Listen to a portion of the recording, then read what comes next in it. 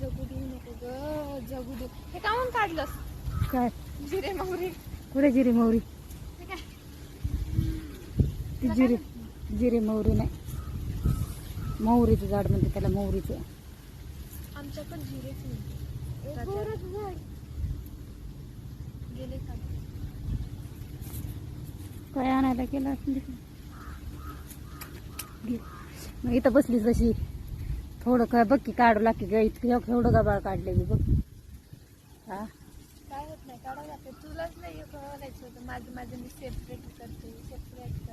मग आता खायला लागत नाही का? वांगी केलीत, गवार केली, ते राहिले की काय म्हणतात त्याला, भेंडी, अजून काय म्हणतात त्याला, चवळी. कुठे ती कायचं झाड लागलंय त्या दोन्ही ह्याच्यामध्ये सांग बरं. कुठे? त्या दोन्ही भेंडीच्या मध्ये कायचं झाड आहे? चवळी. या इथलं दोन्ही इथं मध्ये एक आहे भेंडीच्या मध्ये. भेंडीच्या मध्ये ते हा रताळ्यात. काय म्हणतेस त्याला? काय म्हणतात काय काय म्हणते रे? काय म्हणतात बबली? बघ बरं, जाय बरं त्याचं कायचं झाड आहे, दाखव बरं. तुला कळत आहे ना बबली? ते ओके, दोन्ही भेंडीच्या मध्ये झाड आहे. कशाचं आहे ते? बघ ना कशाचं आहे बघ. काय म्हणते? रताळ. हा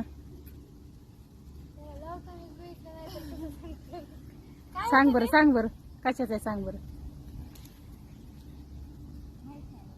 नाही ना माहिती? नाही माहिती? बघ शोधून चांगलं. भोपळा. हा राईट, भोपळ्याचं झाड आहे. भोपळ्याचं आणि ही सांगायली रताळ्याचं. भोपळ्याचं झाड असते का? भोपळ्याचं वेल. भोपळ्याचं आहे, भोपळ्याचं. वेल असते. अगं पण झाड असते आणि तिथून पुढे येल वाढते ती अड्या. तसं नसते.